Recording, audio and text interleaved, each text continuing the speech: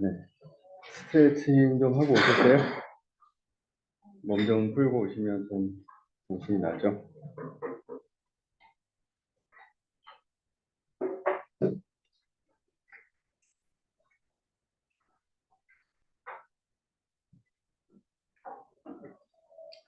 이 구조적 기법도 정말 대단한 거고요. 이 정보공학 기법은 이제 정보라는 인포메이션 테크놀로지 IT라는 개념이나 비즈니스가 생기게 만든 거죠. 그래서 인포메이션이라고 하는 것에 대해서 음, 사람들의 생각을 바꿨다. 이제 그래서 이 정보공학이 정말 엄청난 시장에 영향을 미쳤고요. 엄청나게 많은 산업의 발전을 시켰어요. 일자리도 어마어마하게 만들었어요. 국내에 90년대부터 이제 정보 사업들이 많이 나왔어요. 정부 사업들도 90년대부터 나왔습니다. 그때 당시에 개발 방법론들은 전부 다 정보공학. 그래서 지금 그 당시에 이제 개발 쪽에 참여하시는 분들은 대부분 젊은 사람들이었을 거잖아요. 근데 그분들이 지금 30년이 지났으니까 나이가 꽤 먹었겠죠? 그분들은 대부분 50대에서 또는 그 당시 관리자였던 분들이 이제 정년퇴직 또는 하시거나 또는 그 무렵이 된 거예요, 지금. 그분들 머릿속에는 소프트웨어 개발 방법론이 뭐가 찍혀 있다? 정보공학이 찍혀 있어요. 그때 당시에 공무원 하셨던 분들도 전부 다 머릿속이 정보공학으로 돼 있어요. 그래서 산출물을 읽을 때 정보공학 산출물을 읽어야만 이해가 돼요. 그래서 요즘 CBD 이런 거 하면은 이분들은 이해가 안 돼요. 그래서 왜 정보공학 산출물이 없냐라고 물어보십니다. 그런 얘기를 갖고 싶더라고요. 네, 어쨌든 네, 객체 지향이라는 쪽으로 이제 또 이 패러다임이 이제 넘어갑니다. 그래서 정보공학이 엄청난 일을 했어요. 네, 자료라고 하는 것을 기반으로 거꾸로 프로세스라는 기능들을 프로세스 형태로 그래서 자료 정보 기준으로 모델링을 한 방식을 획기적으로 바꿨고 그게 비즈니스 혁신과 관련이 있었어요. 데이터를 어떻게 사용하느냐가 또는 데이터를 어떻게 쓸 거냐가 미래의 비즈니스 모델을 자꾸 만드는 효과가 나오는 거니까. 그래서 새로운 이제 비즈니스로 계속 확장이 되는 경쟁력의 원천이 됐기 때문에 우리가 정보공학의 앞단에 있는 ISP를 기업의 비즈니스 전략이라고 얘기를 하게 됩니다. 그래서 아까 정보공학 피라미드에 요 정보전략 ISP, 지금도 ISP를 쓰잖아요. 그래서 정보 사업에 보면 ISP 컨설팅 사업 많이 나오죠. 여전히 이거를 쓰고 있어요. 그만큼 광범위하게 영향을 미치는 거고요. 자, 이렇게 해서 이제 이 엄청 이 IT라고 하는 영역의 비즈니스 발전에 굉장히 많은 기여를 했어요. 자, 그런데도 불구하고 여전히 계속 생산성에 대한 챌린지가 끝없이 있는 거예요, 그럼. 생산성 챌린지. 여전히 개선은 됐지만 함수 기준으로만 개발을 했을 때는 매번 자료를 재활용할 수가 없었어요. 그런데 이렇게 자료를 모아놓고 모델링을 하니까 자료에 대한 활용성이 훨씬 뛰어나졌어요. 그런데 이것들이 가진 문제점은 절차 지향이 갖고 있는 문제점. 그건 뭐냐면 시스템에 로그인을 하게 되면 로그인하는 다음에 메뉴들이 쭉 뜨잖아요. 그 당시엔 도스 메뉴예요. 그래서 메뉴를 순차적으로 이동해서 거기서 멈춰서 다시 하부 메뉴로 드릴다운 한 다음에 여기서 다시 펼쳐지면서 또 들어오고 해가지고 이렇게 막 가는 거예요. 그래서 깊이가 깊어지면 미쳐버릴 것 같아요. 그런 프로그램 보신 적 있어요? 네, 시모스를 열어보시면 유사한 프로그램이 나와요. 네, 시모스를 보시면. 네. 자, 그런 형태의 이 절차 지향적인 형태의 프로그램은 그 안에 있는 하나하나의 모듈이 독립적이지 않아요. 그거를 실행시키려면 순차적으로 찾아가야 돼요. 근데 우리 일상 사물 세계는 어때요? 비즈니스 세계는 어때요? 그렇게 안 돼 있어요. 그냥 다 독립적인 거예요. 그래서 띡 실행하면 데이터와 기능이 동시에 실행이 돼요. 쉽게 말하면 사람이 머릿속에 생각도 있고 기억도 데이터도 있잖아요. 그런데 여기 기능만 머릿속에 놔두고 데이터를 빼가지고 저기 어디다 넣어놨어요. 이렇게 모델링을 한 거예요, 우리가. 모델링이 맞아요? 맞지 않는 거예요. 근데 여기에다가 기름을 이제 부은 게 뭐냐면, GUI라고 하는 거가, 네, 마이크로소프트 윈도우즈 때문에 얘가 나왔죠. 그래서 도스 시절에는 당연히 그렇게 쓰는 줄 알았어요. 그래서 이 절차 지향 이런 게 전혀 문제가 안 됐어요. 전공학이 또 문제가 안 됐어요. 그런데 윈도우즈가 나오면 윈도우즈의 프로그램 실행 방식이 있어요. 물론 OS 화면이 열리지만 그 OS 화면에 어떤 프로그램도 클릭하면 독립적으로 공략하잖아요. 서로 연관성이 없어요. 그냥 언제든지 찍으면 돼요. 이게 실제 사문색하고 똑같은 거예요. 물론 언제든지 사문색은 독립적으로 지가 알아서 실행이 되고 데이터도 지가 스스로 갖고 다니는 거예요. 자, 이 개념이 지금 객체라고 하는 거죠. 근데 기존의 프로그램은 이렇게 프로그램 할 수 없었어요. 네, 그래서 객체 지향을 하는 이제 툴들이 이제 나오기 시작하고, 그래서 객체 지향 모델링의 방식은 이제 현실 세계, 비즈니스 세계를 정보 기술을 이용해서 혁신을 한다라고 하는 것은 자동화 플러스, 그 이제 프로세스 혁신을 하는 건데, 거기에 플러스 실제 비즈니스 세계를 그대로 반영할 수 있어야 한다. 그렇게 되려고 하면 반드시 순서를 타고 시퀀스를 타고 찾아가는 개념이 아니라 언제 어디서든지 찍으면 동작하게 만들어요. 그러려고 하면 전부 독립적이어야 돼요. 독립적으로 만들려면 어떻게 해야 되나요? 네. 함수와 얘가 다루는 자료, 이 두 개는 독립적으로 구분된 하나의 모듈이어야 된다. 근데 얘는 뭐예요? 이렇게 잘라내야 되는데 그게 아니라 얘 따로 있고 얘가 다 따로 있잖아요. 근데 여기를 딱 끊어버리면 애들은 하나도 자기가 동작할 수 없어요. 그렇죠? 그 다음에 얘가 어떤 자료를 붙였어요. 그러면 얘도 사실 그 자료를 쓰고 있는데 고치면 안 돼요. 얘는 옛날 자료가 필요하고 얘는 지금 자료가 업데이트 됐으니까 업데이트 됐어요. 자, 그러면 비즈니스적으로는 문제가 생기죠. 데이터 정합성이 안 나요. 또는 얘 같은 경우에는 내가 쓰지 않는 자료도 여기에 있다만큼 있어요. 이런 식으로 불필요한 자료도 내가 쳐다보고 그러면 이게 현실 세계 모델링이 제대로 된 게 아니다. 그 다음에 재사용성 측면에서 자, 얘만 뚝 떼어가지고 갈 수 없어요. 여기 자료도 떼어가야 되죠. 근데 요거를 이렇게 떼어가야 되는데 이렇게 떼어갈 수 없어요. 얘를 통으로 들고 가고 얘만 떼어서 가야 돼요. 이렇게밖에 안 되는 거예요. 그러면 재활용이 돼야 안 돼요? 이렇게 하면 배보다 배꼽이 더 크죠. 그러면 결국에는 새로운 시스템을 구축할 때 여기서 재활용해서 가져갈 수 있는 부분이 있어요, 없어요? 없어요. 다시 시작해야 돼요. 자, 이게 이제 또 하나의 지금 소프트웨어 위기에서 말했던 생산성. 거기에 지대한 문제가 아직도 있어. 이렇게 이제 얘기를 하는 거예요.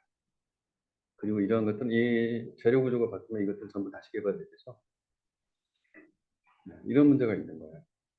자, 그래서 이런 여러 가지 종합적인 것들로 봤을 때는 현실 세계하고 다른 모델링이 여전히 존재한다. 근데 비즈니스 세계를 현실 세계로 봤을 때 현실 세계를 반영하는 형태로 지속적으로 모델링을 해야 그래야 인간 세계처럼 뛰어난 그런 생산성을 가져올 수 있다. 재사용을 시켜 이런 얘기예요. 그래서 결국에는 이 구조로 바꿨다라는 거죠. 지금의 클래스 여러분들 클래스 다이어그램 그리고 다 이렇게 생겼잖아요. 그리고 실제로 클래스 프로드를 들고 보면 다 이렇게 선언하고 쓰잖아요.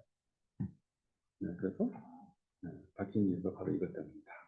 자, 그래서 모형의 적합성. 기본적으로 무조건 재사용성과 유니버설이 뛰어나게 하려고 하는 거예요. 근데 현실 세계나 인간의 사고 방식과 유사하려면 무조건 기능과 그 기능의 고유한 데이터는 같이 있어야 된다. 이게 이제 기본 원칙이고 이렇게 모델링이 가능해졌다. 그래서 객체 독립적으로 정의되고 관리되어 있는 소프트웨어 이게 이제 자기의 자료와 자신의 기능. 그래서 이제 속성, 메소드 이렇게 해서 얘가 이제 정보, 자료를 속성이라고 표현하고 행위, 기능이죠. 이거는 이제 메소드라고 표현하는 것이고 모델링 방식이 바뀌었다는 거예요. 그리고 이러한 것들의 추상적인 하나의 틀을 제공해주는 클래스라고 저는 그래서 사람이라고 하는 클래스를 가지고 여기에다가 이름을 붙여서 실행을 하게 되면 홍길동도 생기고 유관성이 생기고 근데 사람이 가지고 있는 기본적인 속성이나 메소드를 정의한 거를 유관성이나 홍길동으로 이거를 생성을 해놓으면 그걸 똑같이 그대로 갖고 있어요. 이게 뭐예요? 재사용이 되는 거죠. 그런 얘기예요. 그래서 클래스라고 하는 이제 개념이 생겨요. 그래서 빵틀에서 프로그램 찍어내자. 뭐 이런 얘기를 했죠. 그래서 이제 이 객체 지향에 관련된 이제 프로세스도 결국에는 업무 요건을 정의해놓고 이 요건을 실행할 때 객체 지향 방식으로 하기 위해서 분석을 해야 돼요. 객체를 모델링하고 동적 논리, 기능 모델링 이런 것도 해야 돼요. 그리고 이제 구현을 하는 거고 객체 설계, 시스템 설계, 뭐 테스트 패키지, 크기 평가. 네, 객체 관점으로 모델링하는 부분이 이제 설계 내용이 있는데 달라지기 시작합니다. 네, 객체 이건 클래스 다이어그램, 동적 모델링, 시퀀스 다이어그램, B는 뭐 상태전이 다이어그램 이런 얘기가 나오기 시작해요. 네. 그래서 여러분들이 예를 들어서 지금은 객체 지향 뭐 방법을 써라 이렇게 나오는 게 지금 CBD 방법을 쓰라고 나오죠. 컴포넌트 베이스에. 네, 그렇게 되면은 네, 그러면 산초를 만들어야 되기보다 다른 거 다 여기 이제 다이어그램 뒤에가 엄청 나와요. 응용해서 이제 설명을 할 거예요. UML 다이어그램 쓴단 말이에요. 세 개 있는 다이어그램 있죠. 근데 그거를 다 그려서 프로젝트를 수행하느냐? 아니다. 네, 공공 프로젝트 가면 감리가 와가지고 내놔 그러는 게 한 세 개 있다. 네, 세 개가 뭐예요? 유스 케이스 다이어그램. 맞죠? 네, 그 다음에 클래스 다이어그램, 그다음에 시퀀스 다이어그램. 네. 유스 케이스는 뭐예요? 사용자가 이 시스템에서 무엇을 하려고 하는지, 그래서 어떠한 절차로 무엇을 하는지가 네, 클래스는 뭐예요? 네, 거기에서 지금 객체로 정의된 애들을 아까 빵표처럼 만들어 놓고 얘를 계속 생성해서 네, 쓰려고 하는 거예요. 아까 사람 틀을 만듭니다. 그러면 직원 하면 사람 틀이 있어요. 직원 틀이 있어야 되죠. 직원이 5천 명이다. 5천 명이면 다 틀리겠죠. 5천 명 거를 그 틀을 여기다 찍어서 만들면 그렇죠? 네. 자바 프로그램을 하면은 그런 방식으로 하게 돼요. 생산성이 엄청나게 뛰어나잖아요. 네, 네, 그런 거고요. 그래서 이제 객체 지향 언어라는 것들이 나오기 시작했다. C++, 자바 뭐 이런 거. 네, 그래서 객체 지향 방법론을 이제 하는데 OSE, 뭐 OMT, OOD 뭐 이런 게 오브젝트 오리엔티드 소프트웨어 엔지니어링이라고 되어 OSE고요. 여기서 이제 유스 케이스라고 하는 이거를 이바 자코스, 이 자코스는 이제 또 이쪽에서 유명한 사람이죠. 그래서 이제 유스 케이스를 모델 근거로 사용할 수 있게 제공했다. 그다음에 OMT 오브젝트 모델링 테크놀로지 이렇게 해서 모델링 객체나 동적 기능 모델링 이런 모델링 방법에 대한 것들을 이제 럼바우라고 하는 되게 유명한 업체예요. OOD, 오브젝트 오리엔티드 디자인. 그래서 여기서 다이어그램 중심으로 개발한 이 전체를 합쳐가지고 우리가 유니파이드 모델링 랭귀지 이게 나온 거예요. 그래서 객체 지향의 이제 거의 사실상의 이제 표준이죠. 이거를 결합을 해서 UML이라고 하는 것을 만들었어요. UML 1.0. 그래서 OMG라고 하는 이제 이 단체가 오브젝트 매니지먼트 그룹이죠. 여기서 이제 표준화를 해가지고 UML이라고 하는 것을 만들어서 지금 이제 객체 지향 또는 CBD 이쪽 계열에서는 처음부 터 여기서 만든 도형으로 실제 모델링을 합니다. 분석 설계를 이거로 다 해요. 그렇게 하고 계시죠? 네, 기본적으로 클래스에 생성하고 쓰고 있다 그러면 전부 다 이거예요. 자, 이제 여기에서 이제 컴포넌트로 또 넘어갑니다. 그러니까 이제 객체라고 하는 컨셉도 되게 좋은데, 근데 정보공학의 이 엄청난 그 패러다임에 젖어 있던 사람들이 객체 지향으로 전환이 안 돼. 그리고 엄청난 혼선이 있는데 객체 지향으로 분석 설계를 한다고 해놓고 내용을 들여다보면 다 정보공학. 뭐 이런 시절이 한때 있었어요. 그래가지고 산출물이 두 개가 작성해. 정보공학 산출물 일단 작성해. 그리고 이거 여기에다가 플러스로 툴 써가지고 유스 케이스 다이어그램이라든지 이런 걸 그림. 이런 시절이 있었어요. 근데 이제 감리는 와가지고 니네 객체지향이 되면 객체지향 산출물 내놔 이거를 이제 하는 거고 이해가 안 돼. 왜냐면 고객은 정보공학 산출물로 계속 나를 검토하고 있거든. 네, 공공 분야의 추진단들은 다 정보공학 산출물 왜 정보공학 산출물 이게 없어 이렇게 자꾸 말하는 거죠. 네, 그렇게 돼가지고 두 개를 다 작성하는 이제 상황이 됐다. 그래서 이제 그건 이제 국내 현실이고요. 이제 계속 넘어갑니다. 이제 객체가 나오기 시작하니까 객체를 합쳐서 하나의 부품처럼 만든 다음에 조립하면 안 될까? 소프트웨어를? 네, 조립 방식으로 가면 안 될까? 이렇게 되는 거예요. 조립을 하려고 하면 부품이 있어야 된다. 그럼 부품화된 소프트웨어를 만들었으면 좋겠다. 어떻게 만들까? 네, 그것도 이제 만들어냈습니다. 그래서 이게 이제 임플멘테이션이라고 하는 것들이 여기 보면 실제로는 객체 클래스다라고 되어 있죠. 임플멘테이션이 이 안에 객체 클래스가 들어있어요. 네, 여기에다가 인터페이스를 정의를 해줍니다. 그래서 이 인터페이스를 통해서 애를 부르려고 하는 거예요. 그래서 호출하고 결과값을 받으려고 합니다. 그럼 얘는 실행해서 결과값을 돌려주겠죠. 네, 기능이 동작하는 뜻이에요. 이 기능의 셋을 우리가 부품이라고 부르는 거예요.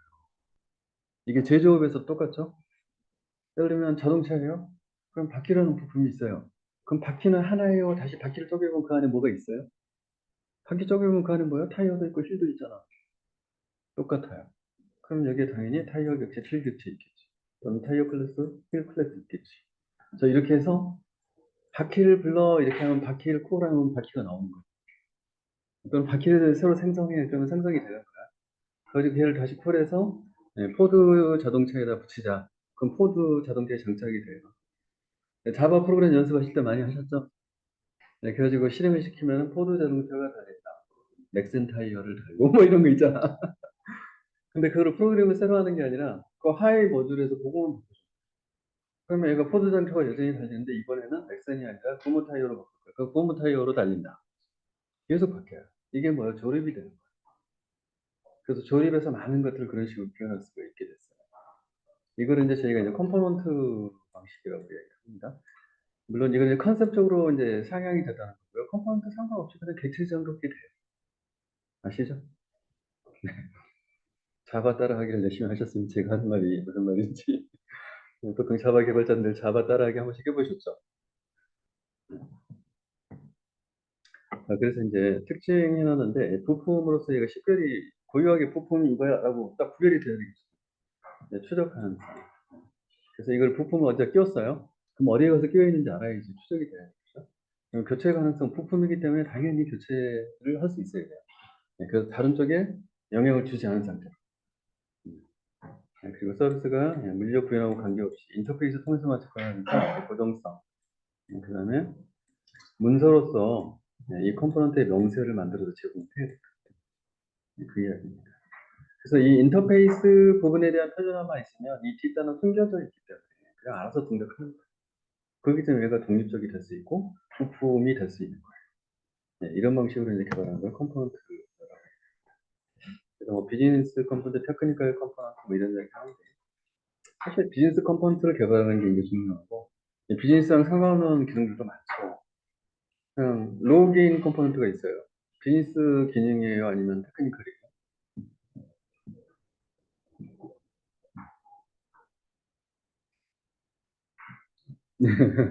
업무에 뭔가 차이가 있어요? 아니면 로그인은 어떤 의미에다 갖다 달아놔서 상관없이 로그인 동작이에요? 기술적인 거죠. 그래서 이제 예를 들면 이렇게 구분하긴 하는데 큰 의미는 없어요. 처음에 이제 나왔을 때는 이제 구분이 안 되니까 이런 식으로 여러 정의를 했던 거예요. 그 다음에 12주로 가려고 하면 그냥 못 간다. 조직 전체의 이 문화, 그 다음에 전반의 구성원이 변화가 돼야 된다. 이런 얘기를 하는 거예요. 왜? 왜 이런 얘기가 막 나올까요? 객체지원 가기도 쉽지 않아요. 왜냐면 정보공학이 신처럼 느껴졌던 그 많은 개발자들에게는 객체지향에서 말하는 다이어그램, 뉴스 케이스로 뭐 그러면 이게 무슨 프로그램이야? 데이터 정의는 어딨어? 뭐 이런 엉터리 뭐 이렇게 쓰는 거죠. 네. 이해되세요? 이런 거? 정보공에서 보면은 말도 안 되는 엉터리예요. 그래서 변화 관리가 어려운 거예요. 근데 생산성이라고 하는 측면에서는 이게 엄청. 네, 그리고 이제 CBD 이제 이 앞에서 지금 컴포넌트 이야기를 한 거고 그래서 CBD라고 하는 것은 컴포넌트를 기반으로 개발을 하자. 컴포넌트 베이스라는 뜻이에요. 네, 그래서 컴포넌트 기반으로 개발들을 밀고 하자. 그럼 생산성, 변경용이성, 관리용이성, 재생성. 그럼 검증된 컴포넌트를 갖다 조립했기 때문에 검증된 컴포넌트가 우려나는 경우는 거의 없겠죠. 품질이 굉장히 높아진 거예요. 그래서 이런 기술들에서 이제 썬에 이제 MSA 뭐 컴플러스라는 얘기가 나오고 자바, 비주얼 베이직, BC, 불불, 뭐 C샵 뭐 이런 것들 언어가 많이 나오죠. 그래서 이제 개발 절차는 이런 거예요. 그럼 컴포넌트는 누가 주는데 이렇게 이제 물어봐야 돼. 근데 컴포넌트는 누가 줘요? 아무도 주지 않는다. 그래서 컴포넌트를 먼저 개발해야 돼요. 네, 컴포넌트를 개발한다는 것은 보세요. 타이어를 자동차 업계에서나 쓰는 것이지 다른 데 타이어 있어요, 없어요? 자동차 업계에서는 쓰는 것이 이게 산업 도메인별로 자주 쓰는 공통적인 재사용이 가능한 컴포넌트가 따로 있는 거예요. 금융업에서 바퀴 써요? 네, 거기는 그런 게 없죠. 수신, 여신 이런 게 있죠. 그다음에 예, 고객 계좌 이런 게 있어요, 맞죠? 바퀴는 없어요, 그게. 근데 자동차업에 가면요, 예, 자동차업에 가면 그게 수신, 여신 있어요? 없잖아요.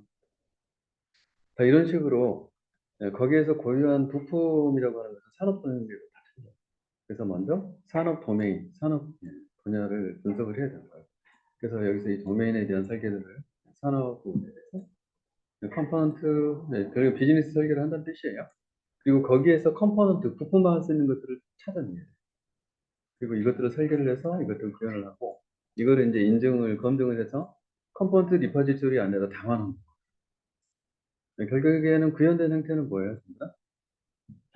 컴포넌트, 클래스, 컴포넌트 뭐 이런 거겠죠? 여기다가 담아놓는 거예요. 그러면서 얘들을 명세를 전부 다 작성해서 네, 여기에 그게 컴포넌트가 있는지 없는지 찾아서 써야 돼요. 찾으려면 뭐가 있어야 돼요? 예, 검색하고 인덱스 되어 있는 네, 리퍼지토리에 예, 일종의 이 목차 같은 게 있어요. 그래서 인덱스, 예, 전화번호 같은 이런 인덱스가 있어요. 그리고 그 인덱스를 찾아보고 이거는 어떠한 기능을 하면 누구에게 필요해 이런 것도 있잖아요. 그 설명서 명세서가 있어야 그걸 보고 할 거잖아요. 이런 것들이 있어야 된다는 뜻이에요. 그래서 분류 검색, 컴포넌트 이제 예, 가져서 그것을 이제 공지한다는 거예요. 그래서 이렇게 돼 있는 전제 하에 요구사항 정의하고 영역을 분석하고 컴포넌트 기반으로 얘를 설계하고 컴포넌트 갖다 조립하고 조립이 끝나면 전체 시스템이 완성됐으니까 운영 시스템이 된다. 자, 이렇게 설명하는 겁니다. 자, 컴포넌트 CBD 기반의 방법론으로 이번 응용 시스템 개발에 제안을 해라. 제안을 하려고 하면은 뭐가 있어야 제안이 가능해요? 요거 있어야 제안이 가능해요. 요게 없는데 제안에 참여했어요. 그러면 개발 기간이 어떻게 될까요? 기존에 이거 없이 하는 경우에 5배의 기간이 걸려요. 기간이 5배라는 건 리소스가 5배라는 뜻이에요. 그러면은 예산이 몇 배가 있어야 된다? 5배.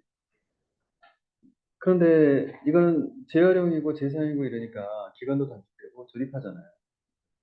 그러니까 품질도 좋고 그렇기 때문에 발주처에서 잡아놓은 예산은 어떻게 돼 있다? 기존 일반적인 인하우스 개발 절차 비용 대비 발주처의 예산은 뭐 3분의 1은 잘랐겠죠? 네. 그러면 10개월짜리가 갑자기 7개월짜리 프로젝트가 됐겠죠? 그런데 10개월짜리 프로젝트가 실제로 5배 걸린다고 했잖아요. 50개월짜리잖아요. 50개월짜리가 지금 7개월로 나온 거예요. 자, 여기 제안에 참여했다. 그러면은, 맨정신이에요? 아니에요? 맨정신이 아니죠. 어떻게 참여가 가능했을지. 네, 이럴 때 유명한 속담이 있어요. 모르면 용감하다. 그래서 국내에서 실제로 시장 초기에 예, 공공 분야나 금융 분야 발주처들은 신기술을 적용하라 요구사항이에요. 새로운 개발 방법은 CBD 이런 게 박혀 있었거든요.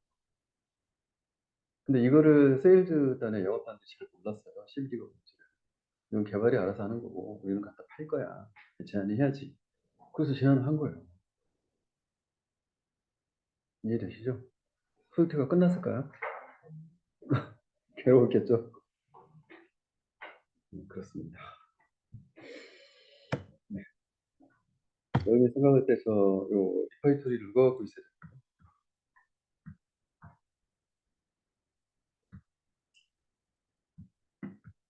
자, 우리나라 공공에서 산출물 가지고 나올 수 있어요? 없어요? 그건 때문에 안 되죠. 그때는 최근에 소프트웨어 증폭을 개정을 해갖고 둘이 서로 사전에 합의하면 업체가 기밀에 관련된 사항을 다 지우고 그리고 나머지는 갖고 나갈 수 있다라고 명시를 해놨죠. 그거 다 지우고 갖고 나가기 위해서 작업하는 업체가 있어요? 없을 것 같아요, 그죠? 거기다 소스 코드까지 가지고 나가겠다 그러면 줄까요? 굉장히 어려운 문제예요. 그런데 컴포넌트는 아무리 개발을 해놔도요, 새로운 고객을 만나면 저 컴포넌트가 거의 쓸모가 없어지는 것 같아요. 왜냐면 바라보는 시각이나 요구사항이 조금 틀려요. 그것 때문에 조금만 스페시픽해지면 컴포넌트를 쓸 수가 없어요. 그러려고 하면 먼저 뭐가 돼야 돼요? 고객의 머릿속이 다 표준화가 돼요. 근데 고객 머릿속이 표준화가 될까요? 글로벌 표준도 그거하고 고치는 나라. 맞죠? 네, 그러면 CBD로 제한하라 하면 제한하면 돼요, 안 돼요? 근데 왜 프로젝트가 그렇게 많아요, CBD 프로젝트가? 네, 그렇습니다. 어쨌든 CBD 번번들이 그렇게 많이 나와요. 이 중에서 제일 유명한 건 RUP고요. 내셔널 유니파이드. 내셔널사가 있었어요. IBM이 박스 장사를 하다가 메인프레임이 이제 점점 망했죠. 그래서 유닉스도 동시에 만들어졌어요, IBM 유닉스를. 그래서 IBM 유닉스 서버를 잔뜩 팔고 있었죠. 근데 보니까 클라우드라는 놈이 나왔어요. 그러니까 이제 박스 장사가 재미가 없어졌어. 그리고 클라우드의 메이저 사업자들은 IBM한테 박스를 안 사요. 어떻게 합니까? 자체적으로 자기들한테 가장 좋은 사양으로 용산의 조립형 만들듯이 자기들 아키텍처 설계해요. 그리고 조립을 잘하는 생산업자한테 줘버려요. 그럼 걔가 가져다가 조립을 합니다. 그리고서 대량으로 뭐 몇만 대씩 만들어서 납품해요. 그럼 IBM 서버 산 거보다 금액이 한 10배는 싸요. IBM 서버가 안 팔리죠. HP도 마찬가지예요. 네, 써는 전작이 망해버렸죠. 그래서 시장이 그 잘 나가던 박스 3사가 이제 심각하게 일기에 처했어요. 그래서 선사는 모든 것을 버리고 투항을 했죠. 오라클로 갔어요. 그 다음에 HP사는 뭐 하고 있어요? 뭐 하고 있는지 다 잊어버렸어, 지금. 괴롭죠? IBM사는 뭐 하고 있어요? 그래도 뭐 하고 있는지 잘 모르겠어. IBM이 중간에 변신을 하겠다고 선언했어요. 우리는 소프트웨어 기업이에요. 그래서 소프트웨어 업체들을 막 사들입니다. 그 중에 하나가 바로 이 내셔널 유니파이드 프로세스. 내셔널 사건을 샀어요. 그래서 유니파이드 프로세스 방법도 사고, 그냥 솔루션을 이거 지원을 갖고 있거든요. 그 솔루션까지 다 샀어요. 그래서 소프트웨어 기업이 되겠다. 이렇게 해가지고, 지금 IBM 또 IBM이 뭐 샀어요? 오픈 소스 중에 유명한 OS, 레드햇도 샀죠. 레드햇이 IBM 거예요. 근데 사람들이 의외로 잘 모르죠. 레드햇 그럼 오픈 소스라고 생각해요? 레드햇은 IBM 거입니다, 지금. 오픈 소스도 그러니까 기업이 살려면 살 수 있어요. 근데 오픈 소스 버전은 따로 있고, 그대로 있어요. 그리고 엔터프라이즈급으로 기능을 강화한 것들 다 기술로 팔고요. 그 다음에 레드햇이 문제가 뭐예요? 오픈 소스 좋아요. 근데 기술 지원 서브스크립션으로 사야 돼요. 그런데 기술 지원하는 인력이 국내에 별로 없네? 왜냐면 그거를 교육시켜주고 키워주는 체계가 없어요. 근데 IBM이나 HP 유닉스 서버는 기술 지원 체계 엄청 빵빵하고요. 그 다음에 전 세계 엔지니어가 고루 분포되어 있고요. 국내도 어마무시 많아요. 여러분이 CIO예요. 지원이 될지 안 될지 모르지만 굉장히 싼 레드햇을 사겠어요. IBM이나 HP를 사겠어요. 자, IBM, HP 사겠다 선택해보세요. 대다수가 다 이걸 선택합니다.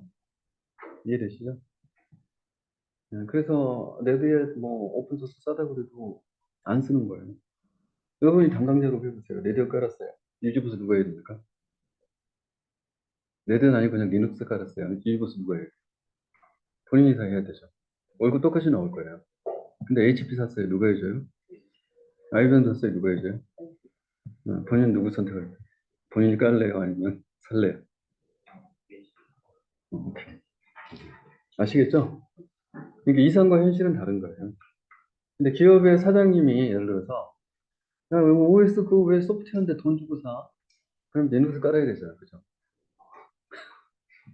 하여튼 사장님이 야 리눅스 좋다던데? 돈도 안 주고? 그럼 리눅스 해야 되거든. 맞죠? 이거 올려주면, 리눅스로 우리 다 변화하기로 했어. 그러면 그날부터, 이력서 제출하는 거에 딴 데다가.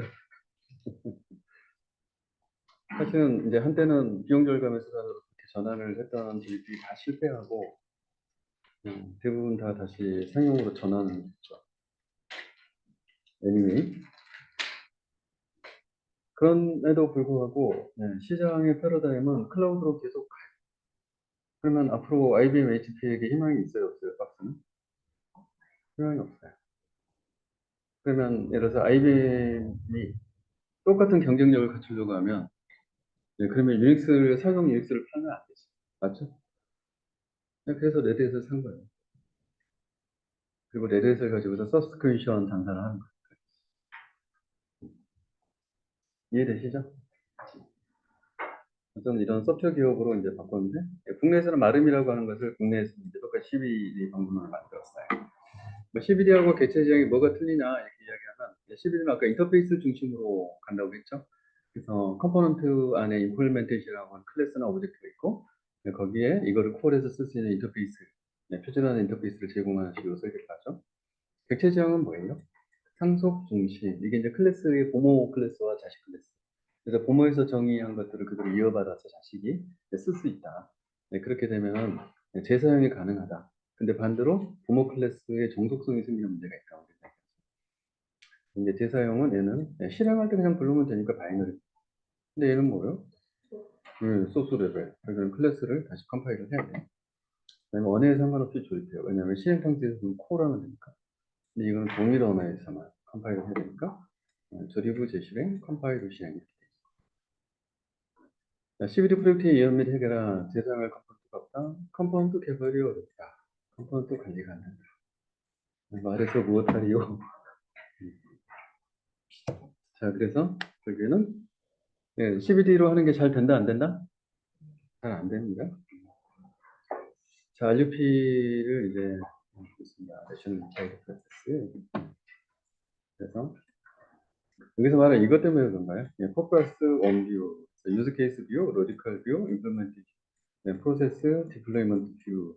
이렇게 해서 관점을 쪼개서 실제 CBD 기반으로 프로젝트를 진행할 때 아키텍처링을 할 수 있도록 이걸 제공한다. 그래서 이 포 플러스 원뷰 이걸 열심히 외워두세요. 소프트웨어 아키텍처에서 소프트웨어 아키텍처 문서를 만들 때 목차에 얘가 들어있는 거예요. 네. 그래서 유스 케이스 또는 로지컬 뷰 해가지고 그 하위에 정한 아키텍처 내용들이 들어가 있는 거예요. 그거를 근간을 제공했다. 그리고 알리피에서 이제 이런 유명한 그림을 이제 만듭니다. 그래서 CBD 관련된 디시플린과 페이스 이렇게 해가지고 비즈니스 모델링 리퀘어먼트, 어니스텐 디자인, 임플리멘테이션, 테스트 디플로이먼트. 자, 여기까지는 일반적인 SDLC고요. 이걸 지원하는 이제 형상 관리죠. 변화 관리, 프로젝트 관리, 엔바이러먼트 관리가 있어요. 페이스 단계를 인셉션, 일리베이션, 컨스트럭션, 트랜지션. 그러니까 크게 네 개로 단계를 정리하고 이 안에서 이터레이션을 계속 돌리는 거예요. 그래서 이니셜, 일리베이션 1, 2, 뭐 컨스트럭션 이런 이터레이션들을 이제 수행을 한다. 뭐 이런 얘기고요.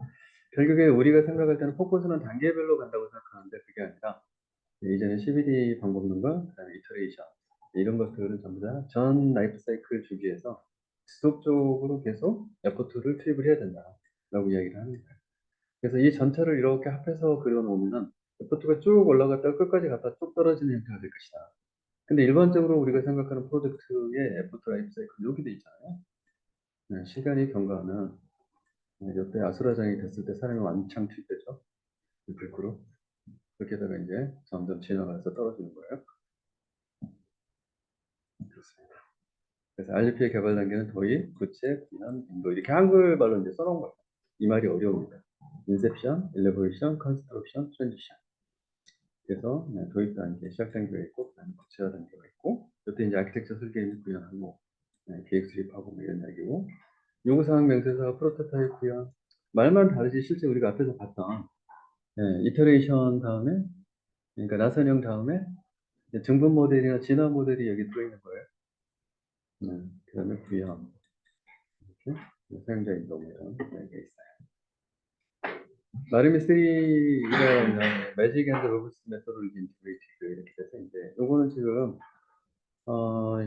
이런 산출물들은 주로 한국 전산원이 주를 해서 지금 이제 한국지능정보사의 지원과 주로 이제 진행을 하고요. 이제 그 과정에서 보니까 애트리 같은데 전기전자 통신원, 통신연구, 전기전자 통신연구 애트리죠. 여기랑 같이 협업해가지고 만들었던 거예요. 프로젝트 시작, 진행, 종료 이것들은 지금 뭐야? 프로젝트 관리 프로세스죠. 그래서 관리 공정, 요구 획득, 아키텍처, 점진적 개발, 인도 이걸 이제 개발 공정. 그래서 점진적 개발이라고 하는 것은 전부 다 이터레이션이다. 그런 얘기죠. 그래서 결국에는 이터레이션 자체는 증분이나 진화 모델이다. 이런 뜻이에요. 앞에서 봤던 SBLC. 그 다음에 이 증분 진화 전에 아키텍처를 설계를 한다는 뜻이에요. 요구 획득은 프로젝트 개발 단계에서 당연히 처음에 시작할 때 사용자 요구성을 받는 단계니까. 그 내용이 뭐 마련미스를 이렇게 했는데 뭐 프로세스가 뭐 별게 있어요? 요거 가져다가 간단하게 카피해서 정리하면 된다. 그래서 여기에 전문가로 이제 참여를 하죠. 정보진흥원의 구성원이 작는 게 아니에요. 정보진흥원에서 저런 것들 과제로 전부 연차 과제를 수립합니다. 그리고 거기에 참여할 전문가를 산업계에서 모집합니다. 산업계에서 대부분 질서가 갑니다. 그 다음에 다시 학계에서 모집합니다. 교수님이 모십니다. 이해되시죠?